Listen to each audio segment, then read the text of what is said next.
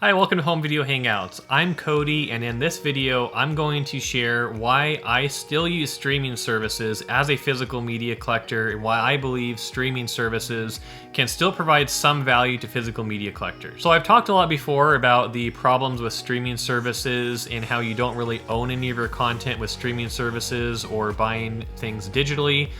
But there are some forms of content that you can only get through these streaming services.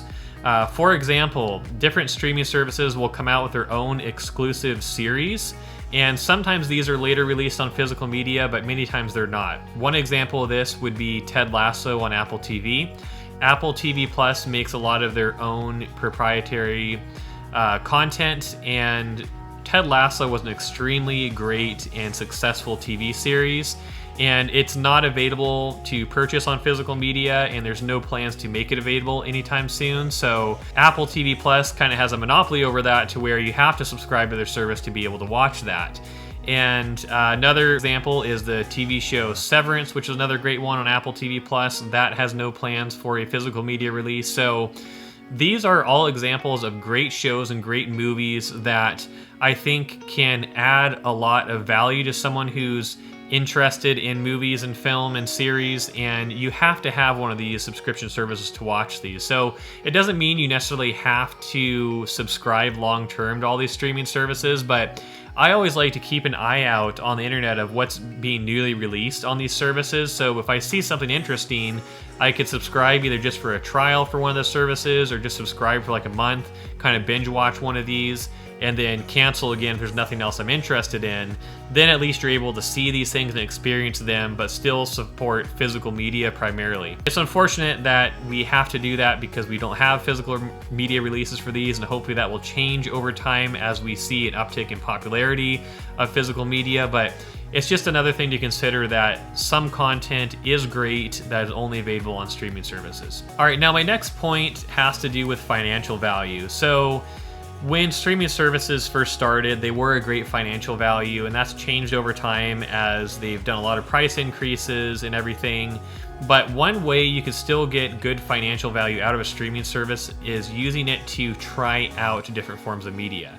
There's different ways you can do this. For example, you could, if say a brand new movie comes out and it's expensive on Blu-ray or 4K Blu-ray, you could subscribe for a month to a streaming service that offers it, and try that movie out, see if you love it, and if so, just buy it when you're ready on physical media. But also with something like video games, this is especially useful. If, for example, you have an Xbox and a new Microsoft game is released, like say when we had the Starfield release, and you want to give that game a try, but you don't want to buy it outright, or maybe you want early access to the game, you could subscribe for a month to Game Pass or a service like that, play the game, start enjoying it. If you like it, you could just buy the game and then cancel the streaming service after a month.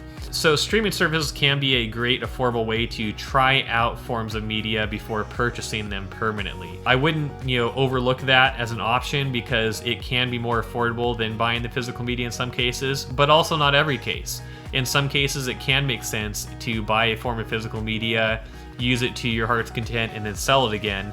And that can be more affordable too, but just consider this as an option. In some cases, the try before you buy model will work. Now, my last tip here is more about the apps behind some of the streaming services, more so than the streaming service themselves. So we have a couple apps. One example is Apple TV, and another example is Amazon's Prime Video, where there is a streaming service option behind these, which is Apple TV Plus or Prime Video subscription. But these apps have some benefits on their own without needing to subscribe at all. With both of these apps, you can watch trailers for different TV series and movies, as well as you can read reviews of them, which can be useful in deciding if you want to buy them or subscribe to one of these services.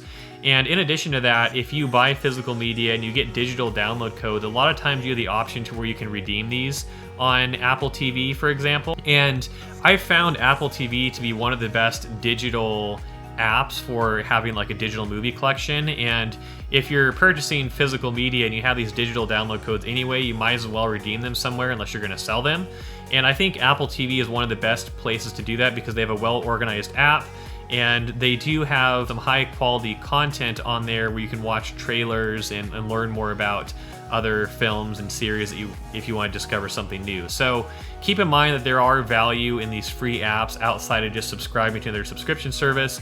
And if you are someone who decides to subscribe to multiple subscription services, you can house all those different subscriptions in one of these apps. So with Apple TV or Prime Video, let's say, for example, you want to subscribe to Apple TV, Netflix, and AMC Plus.